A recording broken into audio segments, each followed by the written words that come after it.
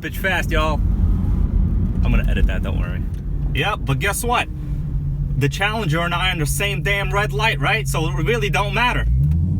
Hey guys, welcome back. This video I just want to talk a little bit about my Gen 2 Toyota Prius. This is a 2007. I've had it for about 10 years already, and I gotta say I am extremely satisfied with the car.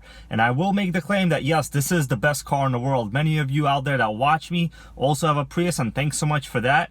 I just wanted to make sure, you know, give this car some love. But in reality, why do I say this is the best car in the world? So it is one of the only Toyotas actually made in Japan, and you have exceptional reliability statistics. So a lot of people have kind of these false ideas about the Toyota Prius. Oh, when do the battery packs need to be replaced? Oh, do you have to charge it? Blah, blah, blah. Actually, a lot of my, friends and people that I interact with tend to think that this Prius gets about 25 miles a gallon for some reason. So they think this car is as fuel efficient as any four-cylinder car. And when I tell them that I normally get over 50, in fact, right now on my commute, I just did 24 miles and I got 57.4 miles a gallon. With like a little bit of the heater was on, obviously, I had the stereo playing. So 57 miles a gallon. That is twice as good as their estimates. It's better than twice the estimate of the average individual. So the amount of money you're gonna save driving this car is pretty much up to you based on how much you drive. But not only is the fuel economy fabulous, but this car requires no special services. You have the same exact oil change that you would have in any Toyota. It uses regular conventional motor oil. I think I pay about $35 for 7,000 miles or so on average for an oil change. In this car, to get the best fuel economy, it's to your benefit to kind of accelerate and then just coast down to maintain speed. That is generally what I do at about, 40 or so. It is still good. Now, a lot of people think, oh, the battery system is old, it's bad, it's weak, it's not lithium polymer. Well, guess what, guys? This has currently been the most reliable hybrid on the market. Now, there are other hybrids, but they're pretty fast. Like, I call them sport hybrids. That is not actually the name, but I call them sport hybrids. The Prius is the only dedicated hybrid platform. Now, yeah, there are cars like the Chevy Volt and a couple of the Ford Fusion Energy models and some other current Ford models. I think the Bolt EV, but those are out of the price range of the Prius. The Prius, if you think about it, is pretty much on par in terms of price with a regular Toyota Camry. So yeah, you can get a Camry hybrid, but it will cost more than the Prius. And you know what? Half of your trunk space will be with a battery pack. So for me, that is kind of a no deal. The reason I like this Prius, you could tell I'm sitting in it, it is very roomy. So I sit all the way back here in the front driver's seat, and even if I want to sit in the back here, I would have plenty room for my feet. And in fact, I've even had a couch down here. So these rear seats fold all the way flat. You have a really low flat load space and cargo carrying capacity. Some people say, well, this car is small. Not really. It weighs a little bit over 3,000 pounds. So it's actually a mid-sized car. A lot of the criticism, I remember when the Priuses were first becoming popular and they were coming out in the early 2000s, people said, well, your payback period is going to be 5 to 10 years before you recoup the extra cost that you paid for the hybrid system. Well, guess what? They were comparing it, in my opinion, they were comparing it to probably the price of a Corolla at that time, which, yes, the Prius is a higher level car than the Corolla. I think it's fair to compare this car to a Toyota Camry, which if you do today, they're, pretty much at similar prices. So if you compare it to a Camry, you don't have any extra payback period. That's kind of a fable. It's totally made up, and I hate that comparison. I hope none of you do that. I'd really appreciate it if you didn't. Another negative point that people really kind of talk about this car is the styling. Oh, it's ugly. Oh, why is it so small looking? Well, I'll tell you this. They're just uneducated on the car itself. They don't know really anything about aerodynamics or why cars that are hybrid tend to all look similar. If you look at the Honda Insight and the Prius and some of these other hybrids that are produced, yeah, they have similar designs. The reason is it's all pure aerodynamic efficiency. So in order to achieve the most out of your engine, you need to either increase your thermal efficiency of the motor or decrease drag. So this car does both. So the hybrid system increases the thermal efficiency of the motor by recouping a lot of that that energy and kind of using it again. There's also other elements. In terms of longevity, people also think, well, you're gonna have to replace the battery soon. They're expensive, right? Aren't they the price of the car? Well, I'll tell you this, a lot of these cars have been used as taxis recently, and many of them have been known to go 300,000 to 400,000 miles. And guess what? A lot of them still have their original battery packs. And worst case scenario, if you have to replace it, you don't even have to replace it. You could just simply rebuild the battery packs. There's a lot of third-party companies now that warranty rebuilt or remanufactured battery packs for under $1,000. So that is minimal. If you think about it, let's say you have any other regular car, even to do an alternator could sometimes cost $800.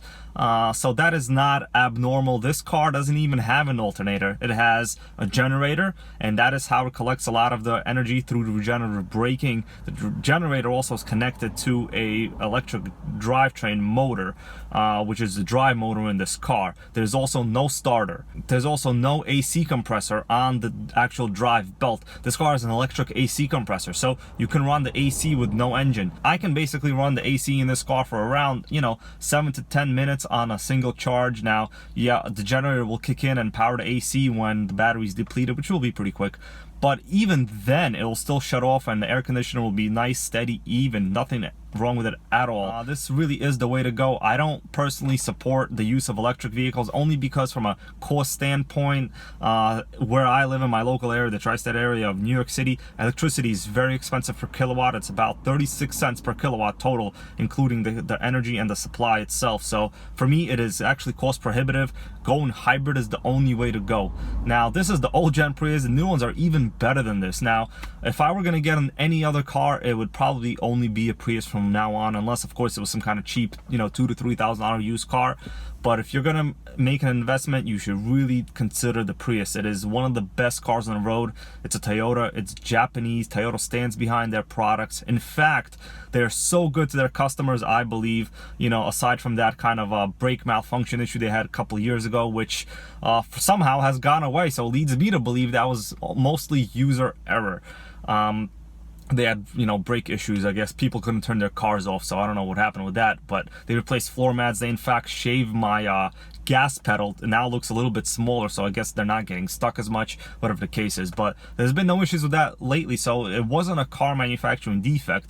But Toyota issued a couple of warranty enhancements up to 150,000 miles, which is unheard of. They were able to replace for free and gave me a rental car the brake pressure accumulator. I had brake pressure failure, so only rear brakes were working, but they fixed it for free. That was probably would have been a $3,000 repair. I've never heard of a manufacturer doing a warranty enhancement up to 150,000 miles and 10 years. Okay guys, so to give you a little bit of extra content here, I'm going to go for a drive in my Prius. We're going to keep an eye on the energy display monitor. Right now I just started the car, it's warming up, the generator is collecting some electricity. Let's take a look at where we're at right now. So currently I did 11 miles, I'm at 52 miles per gallon, and let's go on a ride. Okay, so now that I reached 28 miles an hour, I can basically coast, and keep in mind I'm driving a little bit slow just to accentuate some of the electric performance of this car. Of course, this is slower than the speed limit in the area I'm currently in, but there's no one around me. I am not being a road hazard to anybody. Whenever you want some more power, just step on it, and the car moves. Hit 44 pretty instantly. I didn't even hesitate. The goal of this car is to get the most fuel economy you can possibly get. And the way to do that is to do what's known as hypermiling. So as I accelerate, I gain speed, and then basically you just coast. Alright, so now we're just driving in a nice little scenic route here. I'm going to use mostly battery. Let's see how fast we can get it to go. Of course, I'm not speeding right here, but as you could tell, I'm going up a slight incline here. I have two people in the car, and the car is gaining speed under its own electric battery pack. So we're already doing 25 miles an hour, which is the speed limit in this location. And we're getting 99 miles per gallon, which means we are at the limit of fuel economy. Although it is rated at 99, in fact, the car is not using any gas at all. It's just a simple matter of the number itself just doesn't go above 99.9. In terms of how long this car could drive under battery power alone, that's really a matter of how well charged your battery pack is. and also whether you're using lights, you're using the heater, you're using air conditioner, any of that will obviously increase a lot of your electrical draw. And right now, guys, we're in a community here where, you know, my Prius is probably the cheapest car, but I see a little Fiat 500 down the line there, piece of crap. So right now, in the first 5 minutes of driving, my fuel economy is a little over 25 miles per gallon, which, you know, that's normal because the engine did have to warm up and I was parked for a couple of minutes there. But 53 miles per gallon I'm getting, over 13 miles. That is phenomenal. Yeah, but guess what? The Challenger and I are in the same damn red light, right? So it really don't matter. Look at that. I'm keeping up with him. He don't even matter. This is a sport Prius. Look at that. My brakes are just as good as his. Oh, I beat him. I beat him, guys. Being yellow doesn't make your car faster. But there it is, guys. Thanks so much for watching. Till next time.